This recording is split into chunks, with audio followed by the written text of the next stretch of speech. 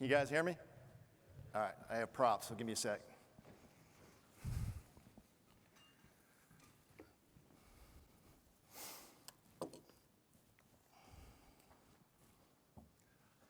All right, team, thanks, Kevin, thanks, Farmcon.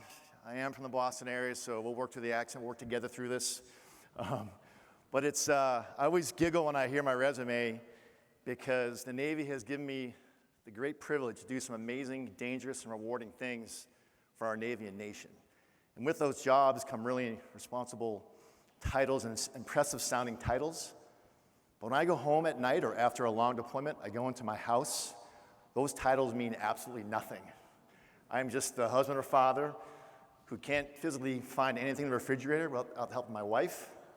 And I cannot, even though I was a commanding officer of the world's most technically advanced nuclear-powered aircraft carrier, I had to come find James, our 17-year-old, to help me work the Apple TV remote.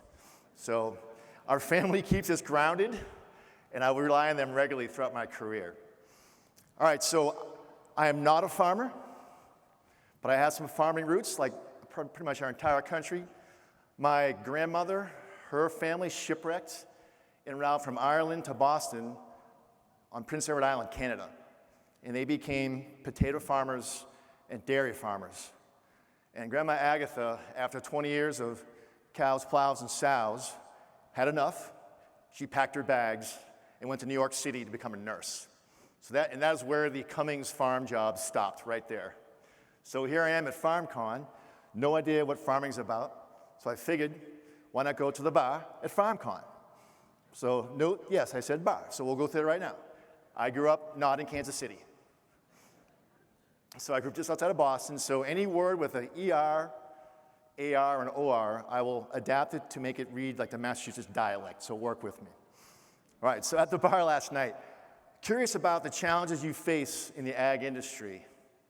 And the number one thing that every person I talked to was people, employees, finding people. And I was curious that the parallels between the challenges that you face and the challenges faced by an aircraft carrier captain, and the similarities were there. For example, the people. We too struggle to find people. It sounds like your farm kid population is dwindling. We have a hard time convincing folks to come in to do hard jobs in the Navy. The folks that we get, the young men and women, we have to teach them how to show up on time, work hard when they're there, go home when the work is done, and come back the next day. That's a challenge. I've had sailors come to me and ask me how come that person there with 20 years in the Navy has more privileges than I do? I'd explain to them because that person has been in the Navy for 20 years and they've earned that privilege. Well, I still want that. Well, okay, no. Go work hard and earn it. So we have to teach sailors about working hard and earning privileges. The equipment that both our industries share is high speed, low drag, expensive and dangerous. We've got to properly maintain it and operate it. Both our industries deal with weather, and weather always gets a vote at sea or in your industry as well. And then acreage. We both work on different styles of acres. Your acres range from hundreds of acres to tens of thousands of acres. Spoke with Matt Moreland last night. He, I think, runs several tens of thousands of acres with 9 people. So an aircraft carrier is only 5 acres of sovereign U.S. territory, so there's definitely some acreage envy going on.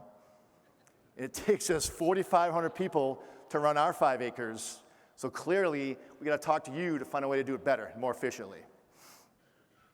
All right. The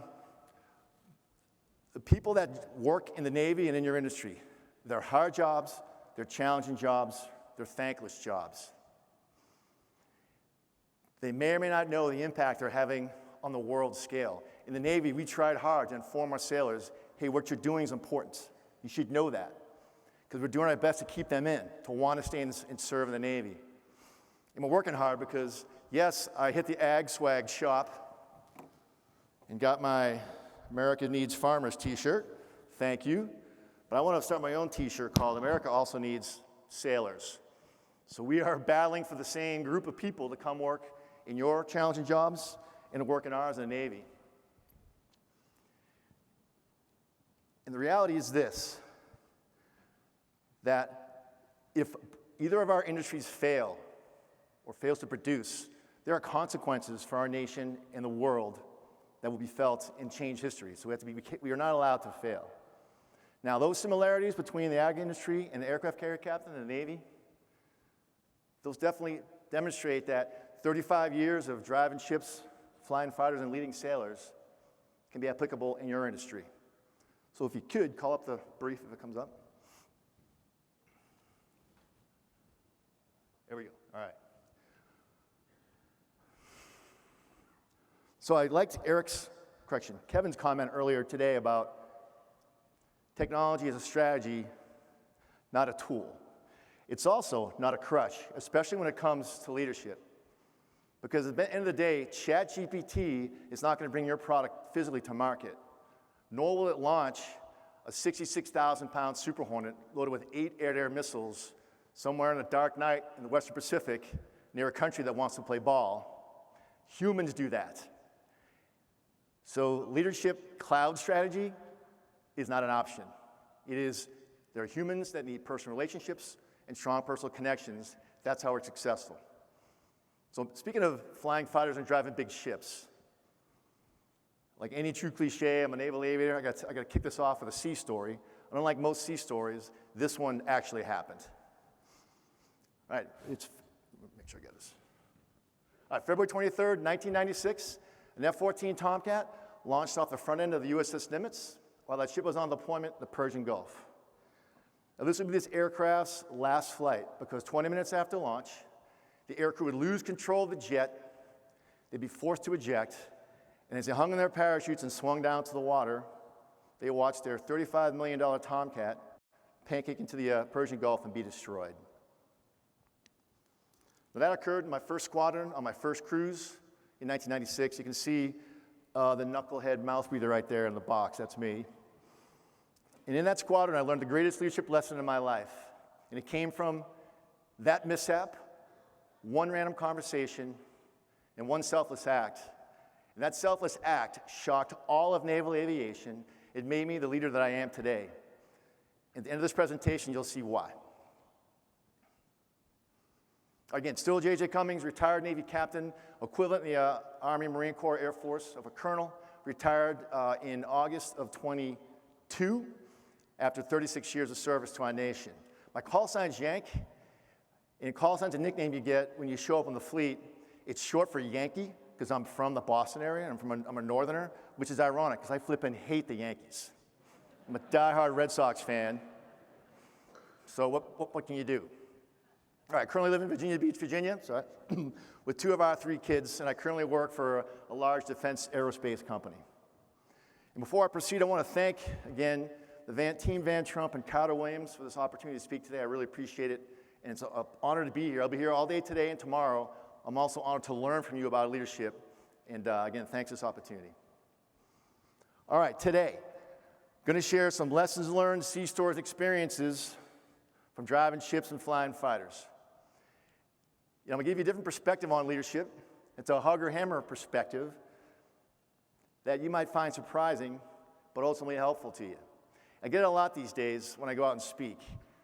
They say, hey, it must be so easy to lead in the military. Just tell someone what to do, like in the movies, and they'll go do it. Because if they don't, they'll get court-martialed.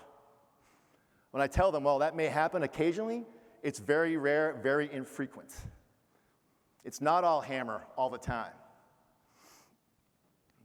See, good leaders in the Navy are empathetic, honest communicators, and good listeners. Good leaders in the Navy know to work the hammer, hugger balance, and bust out that hammer only during very rare life or death or critical situations. So good leaders in the Navy are more hugger than hammer. Now, I work for both. You probably have too. Those hammers are despised, infamous, and forgettable. Those huggers, beloved, revered, and respected. So I'll offer you a path to the hugger in your leadership style. I'll give it to you in 4 words, a simple 4-word game plan to tell you what to do. And then we'll talk about 5 actionable hows. In the Navy, we call this gouge. It's Navy slang for inside baseball, proven tricks of the trade that are handed down from salty dogs down to the young bloods to make them successful. That'll be the what to do. And then I'll close it out with the boldest act of leadership I've ever seen in my life, and what defines why I lead the way I do today. Now from this, you can leave here today with ready-to-use tools to put in your leadership toolkit, which will help improve relationships and improve your team performance. Now, as a note, at the end, I'll have a QR code up for you to capture this brief and some other freebies, so when that comes up, please bust out your cell phone. Kevin, if you need help, talk to Kennedy. She'll get you ready to roll, okay? All right. All right, resume kind of covered. F-14, I flew F-14 Tomcats to start, jumped to the Super Hornet in the 2007 timeframe. I laugh at this slide because it is a leap from 70s technology to 20s technology. So think about 2020 technology. Think about the farm. I mean, it's like farming in the 70s versus farming in the 2020s. Same jump in technology from what the Tomcat used to be. I was commanding officer of a Super Hornet squadron in Virginia Beach, Virginia, and then jumped to ship driving in the 2013 timeframe.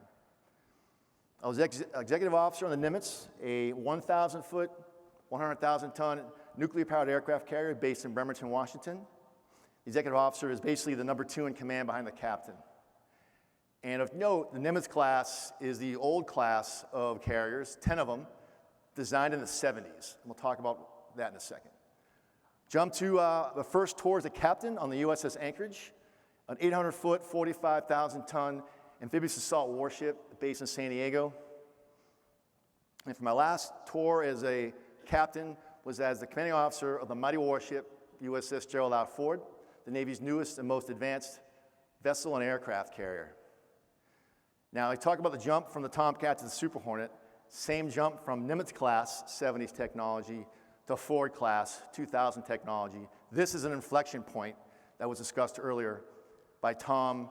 I'm just going to call him Tom K10. I'm going to try to pronounce his last name.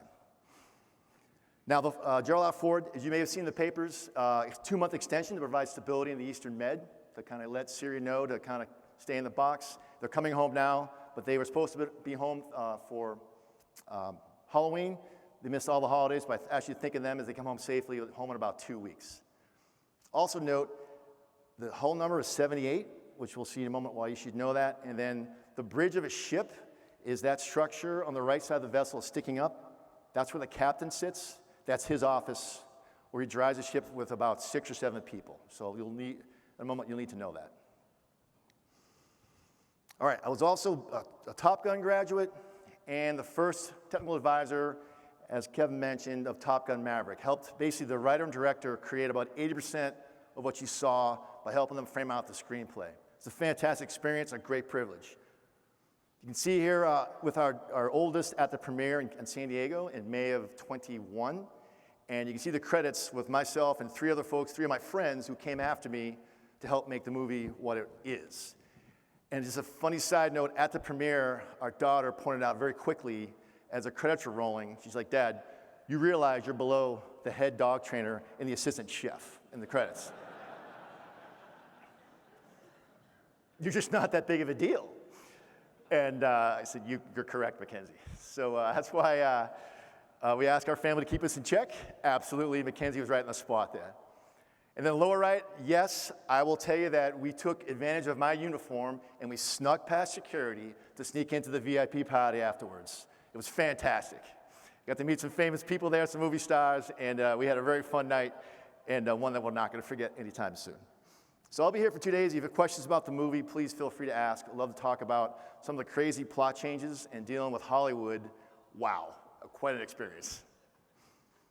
All right, Naval Aviation 101. So I want to make sure, obviously there's not a lot of Navy bases in Kansas City, so I want to make sure I don't leave anyone behind with regard to terminology. So the Tomcat, F-14 Tomcat, also known as the Big Fighter. This aircraft was decommissioned in 2005. It was a 2-seat swing-wing supersonic fighter that did both air-to-air and air-to-ground missions. In the front is the pilot, who has a control stick to maneuver the controls to put the jet where it needs to be to either launch an air-to-air weapon or release a bomb. In the back is the radar intercept officer, the RIO, and that officer either runs the radar, talks on the radio, and runs other systems. Now, yes, in the Navy, we land high-performance fighter aircraft on ships at sea. Our runway is 500 foot long. It moves in the ocean.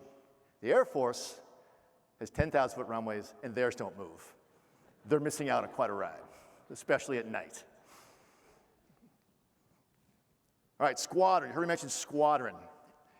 That is basically the base unit or foundation of the naval aviation enterprise, the smallest business unit, I guess like a farm, if you will.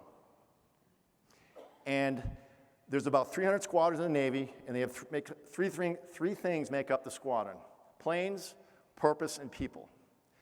The plane can be a helicopter, it can be an anti-submarine hunter, it can be a fighter, it can be a prop. And then the mission, the purpose supports that aircraft, and the people support those previous two. In this case, this is the fighter squadron. There's about 200 people in this squadron that support the F-14 Tomcat, supported the F-14 Tomcat. And then the people in here, you see various types of military. In the back of that triangle, in the darker jerseys, those are your frontline workers, your sailors. Just out of high school to boot camp, they maintain the aircraft, they keep the squadron running. Up front, inside the triangle, are supervisors, former frontline workers who have worked their way up into supervisory position.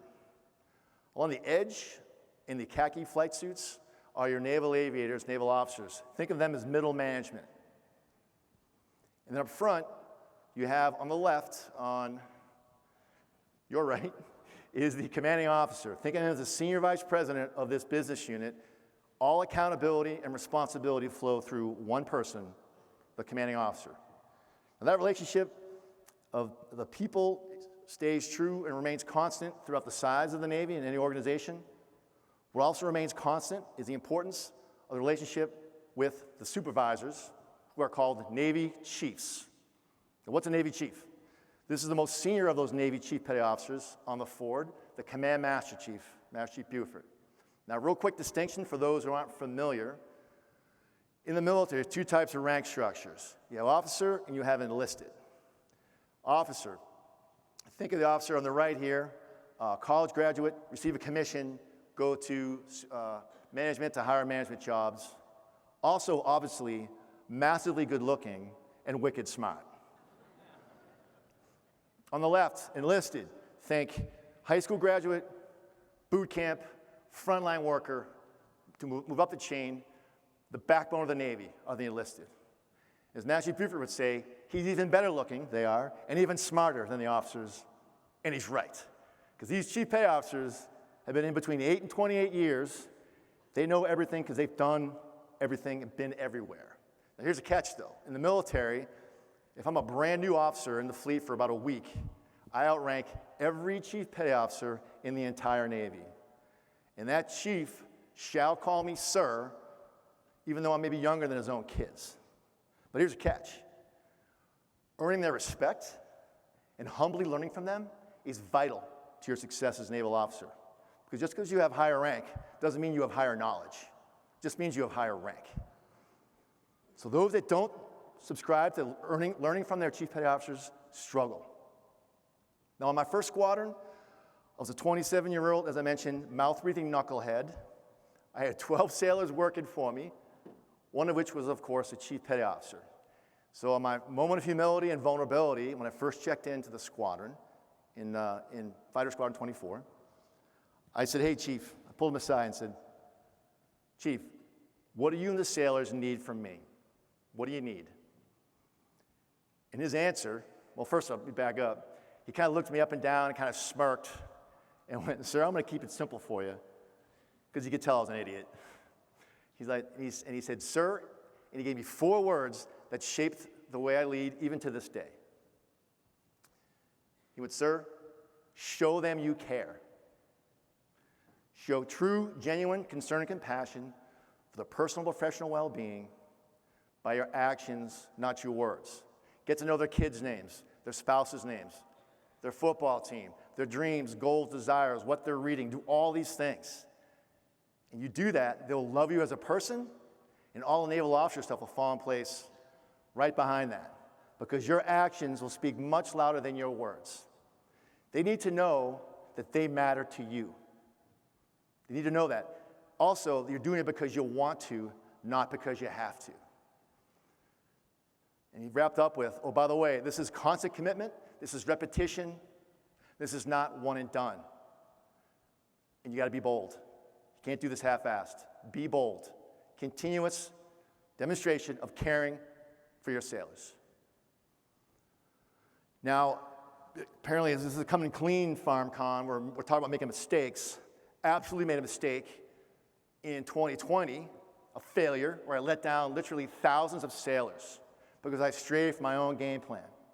But I took that failure and turned it into an opportunity and made it one of the most memorable days of my life, of my command tour on Gerald R. Ford, and started early March of 2020. We know this month from the history books, obviously, you can remember this very well. We had just left Norfolk, Virginia, the end of February for a 1-month at-sea period off the coast of North Carolina to do flight operations and test out our new technologies on the Gerald R. Ford. Now, real quick, to give you context, when we go to sea in the Navy, to use Tom's expression, we kind of rip their oxygen mask off in that you have no cell phones that don't work, there's no Wi-Fi, no phone access, limited email and internet access. We kind of put them back into the 70s, minus the disco and the bell-bottom jeans. So when COVID swept across our nation, as we all remember, schools shutting down, jobs shutting down, only way we could see that was off the coast of North Carolina, 100 miles, on CNN and Fox News. Now the crew and families were rightly freaked out. So I said, you know what, I'm gonna be a good leader. I'm gonna jump on the ship's public announcement system, call home, do some research, talk to my wife, and report to the crew that it's gonna be okay. So I jumped on the ship's PA system and said, hey team, I've called back to the beach. It's not as bad as reporting is putting out. There's plenty of toilet paper on the shelves. There's plenty of beef. It's gonna be okay. And I actually felt proud that I did that I was doing a good job as a leader. Well, that was complete folly. Because on March 18th, 2020, a young shipyard worker who was on our ship to help finish construction approached me in the hallway when I was walking around, tears in his eyes. He said, sir, I have no email account established yet. As you know, my cell phone does not work. I can't get to a phone and no internet access. I have no idea how my family's doing. Can you help me out? It was right then and there that I realized I'd failed. Took a step back, elevated, and realized the COVID stress had made me lose my simple game plan. So it was time for bold action. So we found out the cell phone coverage and the cell phone towers that are positioned in the Outer Banks there in North Carolina, and we parked our ship in the center mass of that cell phone coverage. And I got on the ship's public announcement system this time and said, all right, team, it's a violation of our cell phone policy, but tell you what, screw it. Bust out your cell phones, come on down to the hangar bay, call your family to check in, to see how they're doing. Now, here's the hangar bay of a ship. Imagine a 2.5 football fields long by 30 yards wide by 4 stories high. It's right below the flight deck where we maintain our aircraft out of the environmentals. Imagine thousands of sailors pouring into the hangar bay, cell phones out, smiling, finally happy to call home and check in with their family. It was the most memorable day of my command tour on Gerald R. Ford. It helped me realize that I'd strayed from my game plan, but I got back on track. Learned a lot that day. I also learned that while T-Mobile has excellent coverage over land, you know where this is going. 12 miles out to sea, not so much. So I went down there, I'm like, trying to lead by example in the hangar bay, no coverage. So I called T-Mobile, I'm like, hey, can I get the at-sea package? They're like, the what? They just hung up on me. So T-Mobile's at-sea coverage is not very good, so I learned that on this day. All right, here's the bold part and the continuous commitment, constant commitment. Every chance we could, we snuggled up to the Outer Banks to let the sailors go down, have open-ended comms with their families. Never done that before, but it was the right thing to do. Was it risky? Yes, because you can see there that darkened water. That's the Atlantic, I think the Atlantic Ridge it's called. I'm not a fisherman, but less than sober fishermen like to hang out there. So we had to kind of deal with them, but it was absolutely worth the risk to let the families know that we cared about them and to stay connected during incredibly turbulent times. All right, show them you care. My mantra, my hashtag, my guidance every day when I went to work. If you think about it, it's also could be used in parenting. Like, we don't just tell our kids we love them, do we? We show them. So same kind of concept. So if you work with a team and you show you care about them, that they matter to you, through your actions and not your words, you'll improve trust, you'll improve transparency, you'll improve performance, you'll grow as a leader. Now, this is the easy part, the what to do. Anybody can say that. But what's the hard part, or hard part if you're from Kansas City? The hard part is the how. So I'm going to give you some actionable hows how to do this. The first one's about communication. I know we talked about this earlier when Kevin was up on the stage. So get on your one main circuit, also called the 1MC. This is about creating a clear, simple, understandable, memorable mission and vision statement, and then transmitting it to your team by whatever means is best suited for you and your organization. In the Navy, that tool is called the 1MC. So imagine every room on the ship, every hallway has a speaker, and this microphone here, you can talk to the entire crew of 4,000 people with the press of a switch. And by Navy tradition, when the captain speaks, people literally stop walking and listen to the captain. Now, in the creation of that simple mission and vision statement, a good rule of thumb is to use Napoleon's corporal simplicity. And what that is, it's a statement that's understandable to even the most junior personnel in your organization or the youngest person in your organization. So in the days of Napoleon, when he would get briefed the battle plan by his generals, he would be sure to have his young corporal, his young orderly, within earshot to listen to the plan. And when the generals were done, he would turn to his corporal. Well, Napoleon's short, so he's probably doing this. Okay, corporal, do you understand what the generals just briefed? If the corporal said yes, plan progressed. If the corporal said no, he would turn to his generals and say, generals, the corporal doesn't understand the plan. How can I expect 600,000 soldiers to understand the plan? Go back and try again. Make the plan simpler to understand. So with that mission and statement in hand and ready to start transmitting, note it start transmitting. It's ing as in not just once. Continuous, constant commitment to transmit your mission and vision statement to ensure everybody knows what to align to, and they should hear it from senior leadership continuously. Now on Ford, I checked in to be the captain of Ford in August of 2018, and the ship was kind of in a funk. In and out of the shipyard, behind schedule, over budget, looked something like this. So I can tell you sailors don't want to be wearing hard hats in this environment. They want to be at sea doing sailor things. And the media started to roll in on the Ford. It started getting some, hey, is the ship going to work? You can't do it. So the crew was starting to get a little negative on their ship. And I felt personally that they were getting a little bit too comfortable being pierside, a little too comfortable with all the bad press. So we got our team together, invoked Napoleon's simplicity, and came up with this for our mission and vision statement. We must prepare to deploy with our carrier strike group. We will be well trained and ready to fight. We are Warship 7-8. So we we are Warship 7-8. Of note, the Savage, the enemy, that's the little tip hat to the average age of our ship. It's 19 years old. The gamers, I was trying to get them on board. So Savage enemy, they love that part. Now with that mission and vision statement created, it's time to start transmitting. Again, transmitting. So regular transmission of that mission and vision statement continuously. And while at it, great opportunity to be on the 1MC talking to 4,000 people, to be humble, to be humorous, to recognize sailors for doing a great job, to acknowledge failures, mistakes. I did that twice. It's an eye-opening experience, humbling to tell 3,000 people or so that you made a mistake, but I did it twice. It was the right thing to do. Great opportunity to squash rumors right then and there. I would walk the ship and listen for rumors and instantly squash them. And to be empathetic. to explain the why behind the what when the schedule changed. And every 1MC announcement ended with, "We are Warship 7-8," every day, sometimes twice a day, for 2.5 years. There was no doubt in the mind of the crew what our game plan was. We are Warship 7-8. So, what's your 1MC? Oh, it's over here.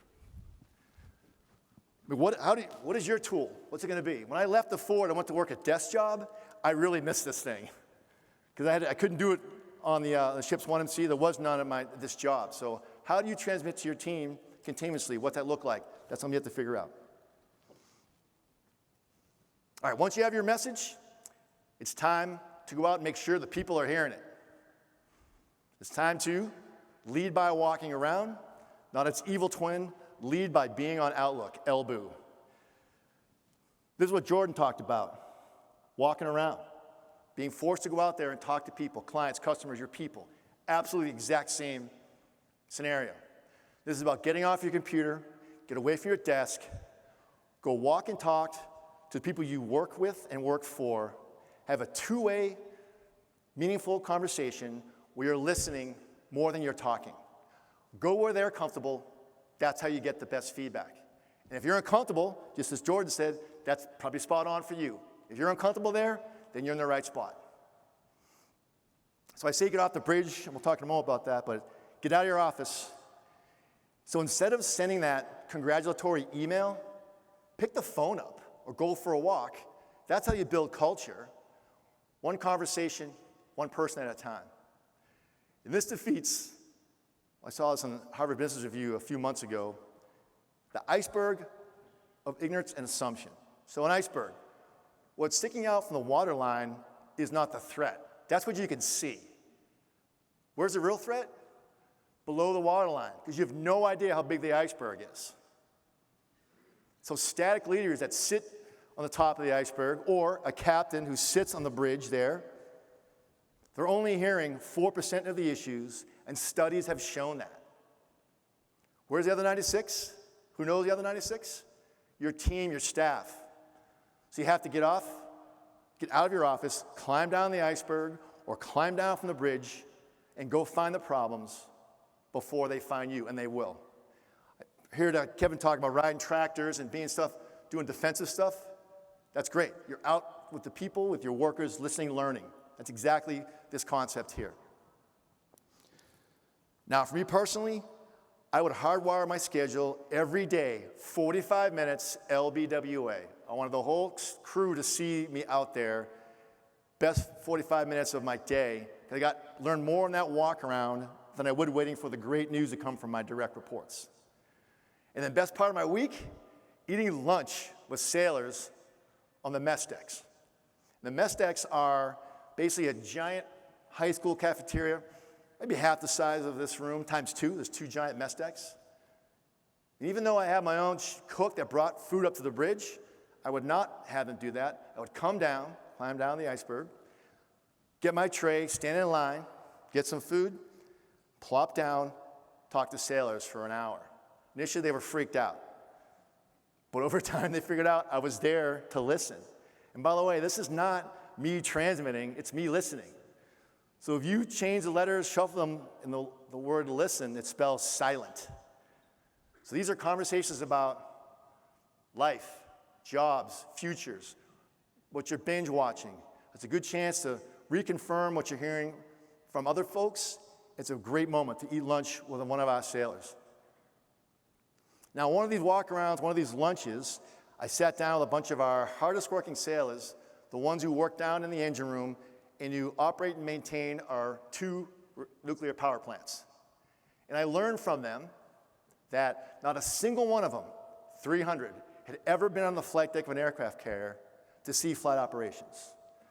So the folks who are responsible for keeping our reactors safe and giving us the power and light and steam to make our ship a warship had never seen a Super Hornet launch from a flight deck of an aircraft carrier. So I said, okay, I'll show them my care, do some boldness. Every day we were at sea, we call them nukes. And you could tell the nukes because they never see the light, they're really pale white. Because they work about 12 stories below the flight deck down in the engine room. So every day, for every underway, we would bring 10 of them up to the flight deck, have them stand right there, right next to the Super Hornet, from me to this wall here, to give them a taste of what they were doing. And I can tell you, when a Super Hornet fires off the catapult in full afterburner, it's a life-changing experience. The heat, the sound, the power, your bones and teeth rattle. It is epic and awesome. I want them to feel that heat. So that when they went back down 12 stories to their jobs, I wanted some night at 2 in the morning, I wanted to think about that feeling, like I am doing something important. Here's a bit about understanding what you're doing to the bigger scale. They can remember that feeling and think about that. That's why I'm here. That's how we keep retention. That's how we keep folks in the Navy, but let them know that their job's important. Now, lead by walk around, I mean, maybe not so much for this crowd, but the remote thing is challenging. I don't expect you would go and fly to the various sites every day. You know what? You pick the phone up, have a phone call one-on-one without a topic about work. It's a chance to lose your prestige for a moment and be a human and talk to another human. So the bottom line is this. Log off your computer, log into your people, and build relationships. All right, have a questioning attitude. You've created your statement, you've transmitted it, you've verified that it's being heard by the people. Now it's time to start pulling strings and have a questioning attitude, also mentioned in the previous brief. This is about inviting curiosity. It's about building courage to ask a question. It's about culture to support those first two. People have to be comfortable knowing they can ask a question and not get flame sprayed, especially when something's illegal, unethical, immoral, or unsafe. They got to speak up and without fear of retribution or humiliation. That's psychological safety. Now, the question is, how do you respond to that question? It's not about you asking questions. You're smart, you're hardworking, you know the deal. But are you willing to take questions of you? And how do you respond? Are you going to flame spray and be a hammer? Or are you going to be a hugger, reflect and listen and consider other options? There's also an internal component to that. Asking yourself, how did I contribute to fill in the blank, desirable event or undesirable event / failure? If it's a good event, great. How can we be better next time? How can we share the success? If that event was not a good event, it was a negative event, that's not the time to go, how did you contribute to it? Turn that finger around. How did I contribute to this failure? If you ask yourself those hard questions, you don't like the answers, it's time to accept blame. That's good. That's great self-assessment. That's building culture. That's improvement. Now, we had a sailor in November 2015 that strongly embraced a questioning attitude, and he saved our ship from a collision and saved lives. It happened in November of 2015. We were transiting home on the USS Anchorage. I'd been in command of the ship for about 3 months. And we're transiting through the Strait of Malacca and the Singapore Strait. I'm sure many of your products go through this space, this tight water space. 80% of the world's goods go through the Strait of Malacca. It's the busiest commercial traffic lanes in the world. Between 400 and 600 vessels a day transit this tight water space. So we were going through at 2 in the morning, 2 o'clock in the morning, no moon night at 25 miles an hour. And I'll turn my back to you to kind of paint a picture. So imagine you're on a bridge of a ship, going this way, dark as can be, and we have lights pop up on our right side or starboard side. We assess it to be a tugboat, transiting from right to left across our nose. So we said, okay, the recommendation to me was, hey, let's come right 10 degrees, we'll pass safely behind the tugboat. Okay, that's a good plan, let's go for it. Well, 30 seconds later, Seaman Oladipo, with his binoculars, who was standing lookout watch outside the bridge, comes into the bridge, says, sir, I think that tugboat's towing something. We'd have to come further right now. And sure enough, the tugboat was towing an unlit barge that we didn't see the first time. We missed it. But who caught it? Seaman Oladipo. So the youngest, most junior person on the ship came into the bridge and told the most senior person on the ship my plan was all screwed up, and he was right. We came further right, and we missed the unlit barge. There was no doubt in my mind, if we'd hit that barge, we would mess the ship up and potentially killed people. So I think about Simon Oladipo a lot. That young man, a young man from Nigeria in the Navy to get his U.S. citizenship, saved lives that night because he strongly embraced the questioning attitude. So question for you, how do you build your pool of Oladipos who are going to be truth tellers to you? And when they come to you, are you going to ignore them, flame spray them, hammer them, and hit the barge? Or are you going to be a hugger, listen to them, come right, and save the ship? All right, debrief your flight. And I think in this industry, with the operation of your dangerous equipment, this is something I think a lot about. We do daily debriefing for safety. I'm sure this happens in your industry. I'm not aware, but we'll talk about that here in a second. But this is about how do we accomplish what we intended to do? If not, why? How do we get better? So the Navy has an acronym or a process for every high-risk event called PBED. It's a very unfortunate acronym. It stands for Plan, Brief, Execute, Debrief. Of those four, which one is the most important where you learn the most about the event? Which one? The answer's up there. So unlike Tom, I'm going to give you the answer on the screen. It's on the screen. Don't know why. The debrief, yes. And debriefs in naval aviation are huge. So I've been on flights, a 1-hour brief, a 1-hour training flight, 5 to 6 hour debrief. We go through every aspect of the flight in search of root causes. We try and find ways to be better. This is the competitive edge. This is how we're going to defeat a peer competitor, by getting better by doing debriefs. This is not defense. This is full-on offense to sharpen the knife. Now, debrief culture is huge in the Navy, particularly naval aviation. There are certain rules. You shall have thick skin. It's professional, not personal. It's a constant seeking of excellence and root causes, and there's no rank in the debrief. No rank. I've been on flights as the most senior person in the flight, made a mistake, and knew that, and I regretted it, but guess what? In the debrief, again, the most junior person in the flight called me out. Hey, sir, we briefed this. You did that. That was a mistake. And my response was not through flame spray. It was, you're right. Thank you. Won't happen again. That's building culture. Now, in the Navy, we take the brief so seriously, we actually shrink it down and put aspects of it and fly with it on our leg. I think the Air Force does this as well, I'm sure. So we have a clipboard you strap to your right thigh. It's called a knee board. I don't know why it should be called a thigh board, but whatever. So on this knee board, aspects of the brief that are critical, headings, coordinates, target imagery, is on your knee board, on your right thigh, such that when you're flying along, question about a heading, look down at your knee board card, back on mission. And also, its expectation is you're taking notes on the knee board card as you're flying. When you debrief, you pull your knee board card out and use that for the debrief. That's how serious you take debriefing. Now, I'll have, as part of the freebies, you can download a leadership knee board card that you can take with you and fill out. It has all the 5 actionable hows. And if you're so inclined, you can, as you're walking around work, maybe at the farm, you can strap it to your right leg and walk around. It might look kind of weird, but if you so desire to do that, go for it. All right, so if you want to improve performance, stop repeating mistakes, do the debrief. And this is not a debrief. Hey, great job today. That was awesome. We'll see you tomorrow. That's not a debrief. Find root causes, get the thick skin out, and stop repeating mistakes.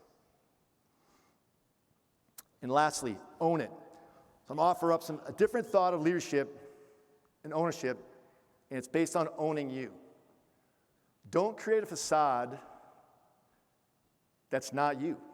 And don't create a facade because you think your boss wants you to be something else. I had an officer, who I'll call Bob, that 100% convinced himself that he had to be the smartest person in the room. And I found out after Bob left the ship that every day Bob's staff briefed him for an hour before coming to talk to me. Super waste of time. What an exhausting event for the staff, for Bob, and I wish I had known about that. I did not know until Bob left. I'm disappointed in myself for not knowing that. I should have led by example and picked that up. I didn't. So don't be someone you're not. The best leadership version of you is the real you and nobody else. Now, all that said, I will tell you that I struggled early on when I moved up in rank and seniority and with positions. Like, how should I be as a leader? Should I be aloof? Should I be like Arlie Ermy in Full Metal Jacket? Should I be mysterious? Should I be this guy? I mean, is Oladipo going to tell this guy he screwed up? Hell no. He's going to hope someone else tells him. Just don't let it be me. This is the hammer. All right? Not going to be that guy. How about this guy? Okay, who doesn't know who this is? Raise your hand, youngsters. Oh, okay, right. This is the skipper from Gilligan's Island. So, the laughable level skipper who, on a 3-hour tour, got lost for 4 seasons off the coast of Santa Monica. A complete navigational catastrophe. So no, I was not going to be the skipper from Gilligan's Island. How about this guy? For those not aware, this is Maverick from Top Gun 1. And while I love his hair, I would not want to be a guy that's known to, continuously leave his wingman from the first movie. And I'll tell you this little side note, I would also not want to be the guy that wears that leather jacket. So, quick time out, no self-respecting naval fighter pilot would wear that leather jacket with those patches on there. It looks like the back of a Winnebago. And we begged the director, can you please talk to Tom Cruise? Because we've been making fun of that jacket for 36 years. Can he lose it for this movie? And the director's like, okay, I'll try. And the first Tom Cruise said no. Then we sent him actual leather jackets, naval aviator jackets, to Tom Cruise to see, this is what a real fighter pilot jacket looks like. And Tom Cruise said, no. So he didn't listen to us, but that said, if you'll see in the movie, he wore it in the first scene and the first scene only. And from then on, he wore the green jacket, so he kind of listened. All right, so back to my story. What I decided was, I looked at people that I respected and loved and admired and noted they were being no one but themselves as they led. So I said, you know what? Screw it again. I'm just going to be myself. Married, father, 3, a wise-ass, sarcastic masshole who loves the Navy, loves leading, and loves serving our great nation, and that nobody else. By the way, that sweater in the upper right wins every time. The ugliest Christmas sweater, that's Sasquatch in a Christmas bikini. Thank you, Target. All right, back to the mishap to close it out. Now, I mentioned this flight was in the Persian Gulf when the aircraft was lost. It was not on a combat mission over Iraq. It was actually a maintenance flight. So the aircraft had a lot of work done on it, and it was going for a check flight to make sure the systems worked. So similarly, I'm sure in your industry, you take your combine, I'm assuming there's a combine dealer. By the way, I know what a combine and a tractor, I know the difference now. Thank you to those folks last night at the bar. You take your combine to the dealer before you have a transmission replaced. You would hope that the dealer would send the combine out for a check ride with an expert to make sure it works before you put your team back in it or go start working on your product. You would expect that. Same thing in the Navy. Before we'll send a jet back into combat, we'll make sure that the maintenance is done properly and it's do an end-to-end check to ensure it's ready to go back into combat. Now, the crew that flies this maintenance flight is handed a very detailed 50-page checklist. And they go through the procedures to make sure everything is working, and they hit check boxes. It's a legal document. Now, one of those steps required the pilot to put the jet in a nose-high attitude, step 1. Step 2, roll inverted. Step 3, push the stick forward. On this day, the pilot skipped the first 2 steps to save time and went right to the 3rd step, push the stick forward to put the jet into a shallow dive. Now, that's not a dangerous maneuver. It's not prohibited. It's just putting the aircraft in a shallow dive. I've done that thousands of times, as is every fighter pilot throughout history. But for whatever reason on this day, the aircraft departed controlled flight and ended up on its back in what's called an inverted spin. So imagine an aircraft in this attitude spinning 180 degrees per second, falling out of the sky at 25,000 feet per minute, basically a 55,000-pound frisbee going straight down. The aircrew did the procedure to try to recover the aircraft, were unsuccessful, and at 10,000 feet, they ejected. The good news is my two friends walked away from that ejection. The bad news was a lot of questions were asked, especially as to why the pilot skipped the first two steps. Now, did he do a dangerous maneuver? No. But did he violate the checklist? Did he violate the procedure? Yes. And the Navy does not take kindly to those aviators who violate checklists and procedures, especially when a $30 million aircraft is lost. So what happened next? 2 investigations were completed. Results of the investigation stated that the aircrew were negligent and causal to the loss of the aircraft. And the recommendation was they lose their wings of gold, never fly again, thus ending their careers as naval aviators. Now, the recommendation goes up to a 3-star admiral, think CEO level, and the word on the street was the admiral agreed with that recommendation. Now, the commanding officer of that squadron, who I showed you previously, disagreed with that recommendation and the ultimate decision about to be made by the admiral. He thought they made a mistake, plain and simple, and ending their careers was not an acceptable outcome.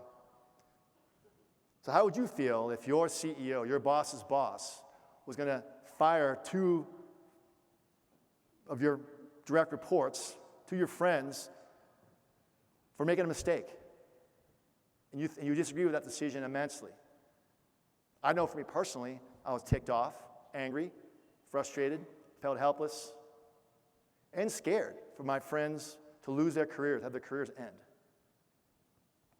But that's not what happened, because of the actions of one man. I'd like you to meet Commander Wilson, call sign Herb, the commanding officer of Fighter Squadron 24 during this mishap. When he got word the admiral was going to end the careers of 2 of his direct reports, he called the admiral and said, "Sir, I want to meet with you and talk about this." And the admiral granted him his desire, his wish. And as Herb waited outside the admiral's office to speak with him, as admirals always make you wait because they're admirals, he reflected on his 18-year Navy career, where he'd come from, a small town in West Virginia, all the way up through a Naval Academy to play football there, and then to be a commanding officer of a Tomcat squadron. He thought about how proud his family was of his mother and father, how proud they were of him. He thought of his wife and 3 young girls, how they were so happy for their father who finally achieved the dream job of being a commanding officer of a Tomcat squadron. He thought of easy wrong, hard right. It's easy to make the wrong decision. It's hard to make the right decision. He thought about others before self. He thought about ownership, the privilege of command. But what he most thought about was the 2 young junior officers whose careers were in jeopardy. So the admiral finally welcomed him in the office, and Herb said to the admiral, "Sir, I disagree 100% with your decision you're about to make. I disagree with that. These young men made a mistake, plain and simple. I take full responsibility for their actions. They do not deserve to have their careers end. So I request that you let them continue on their careers, proceed on unfazed. But as an offset, I want you to relieve me and remove me as commanding officer of Fighter Squadron 24. I want you to fire me right here, right now." I'll take a step back for a second. Herb just asked to end his promising career right there in the admiral's office. Now, just for context, he's not asking to get kicked out of the Navy. He's asking to be removed from his dream job. He asked to be put through the humiliation as being known as that commanding officer that got fired. He asked to put his family through this whole process. But what really asked to do was to cash in his career, to save the career of 2 of his young naval aviators. So back to the admiral.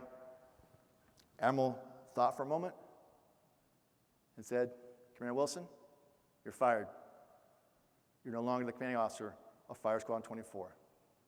That was it. He was done.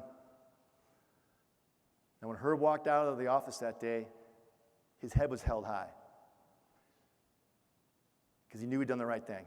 And I know that for a fact because I called him a day later to tell him how sorry I was to hear about his firing, being removed as the commanding officer of the squadron I loved. And his answer was very simple. He's like, Yank, it's part of the job, being a commanding officer. You got to take care of your people.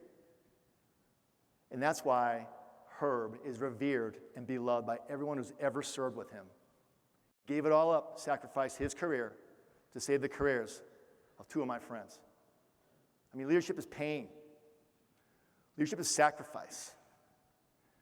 Leadership is doing the thing that no one else wants to do. And being a good leader, it isn't easy, but it's simple. Show them you care. Now, as a transcript, that's Herb and me. At my retirement ceremony, August of 22, I invited Herb to attend. He was an integral part of the ceremony. And we had 200 people there in attendance, because I'm wicked popular. I'm sorry, 2,000 were there. It's bigger than this audience here. But we invited Herb, and we sprung a surprise on him. We brought one of the aviators in that mishap, whose career he saved, to speak in front of the audience and tell the group, this 200 people, what Herb did for him to save his career. Because the two aviators went on in their career, went 20 years and retired honorably. Herb, same thing. Herb left Fighter Squadron 24, did one more job, 2 more years, retired honorably at 20 years, and was a successful defense contractor in Virginia Beach. He lives 10 blocks north of me. I had breakfast with him 2 weeks ago. But he wanted to tell the group what happened, and he did. And in a moment that I will never forget, an impromptu standing ovation for Herb at my ceremony. Remember vividly, I was on stage like this, and Herb was right here. And Herb was in his chair, sobbing uncontrollably, being consoled by his wife.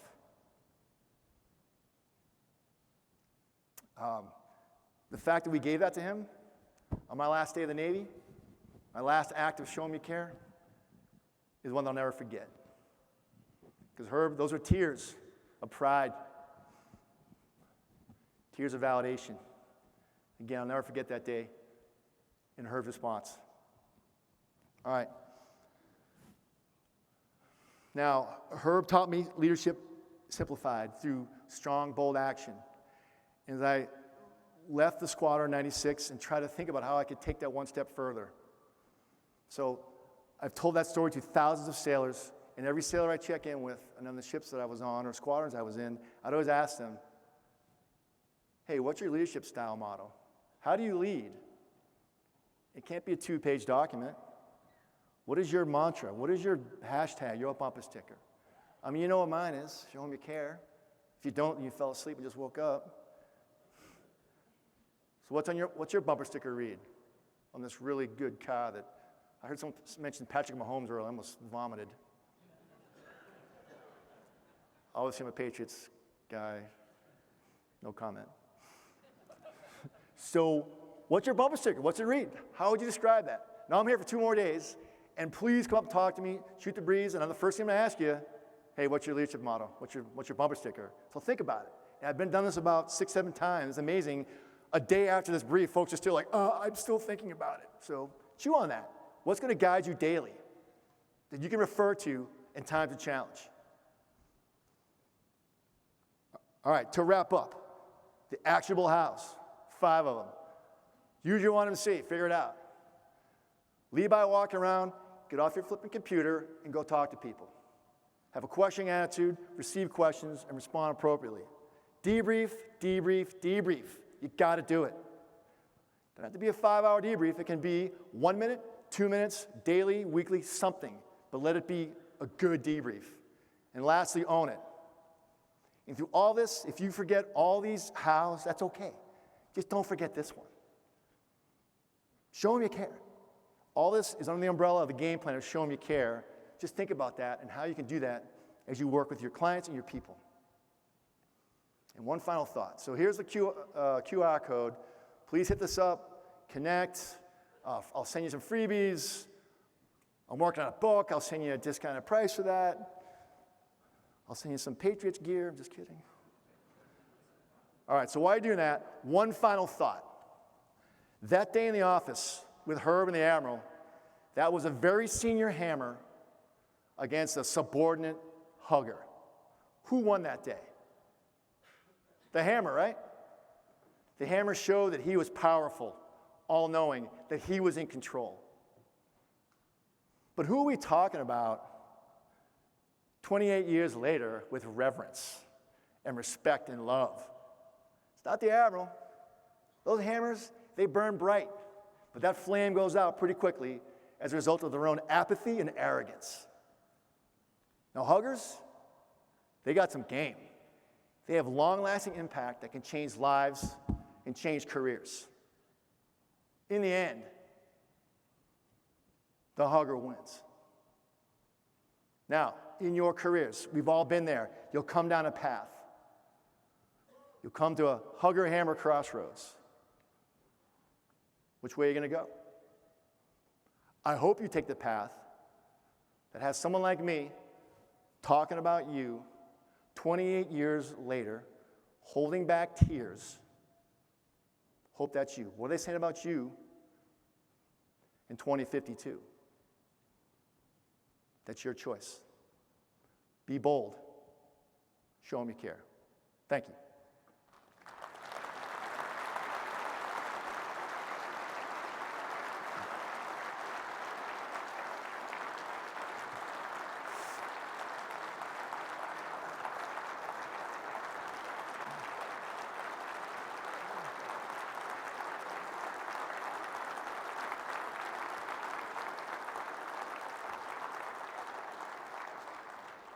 Thanks, team. Appreciate it. Here for 2 more days. Please feel free to hit me up. I'd love to get your feedback, what resonated, what didn't, and then I'll ask you what your bumper sticker is. So think about it now. Don't put yourself on the spot, all right? All right, thanks, team. That's all I got. Appreciate it. That's it for today. Wrap up. You guys can head out. Be back tomorrow morning. We start at 8:30. I think Organics has a breakfast tomorrow morning. And check the agenda. Yeah, be here. I think we kick it off at 8:30, but things start about 6:30. So, JJ, awesome. Appreciate it. Thank you, everyone.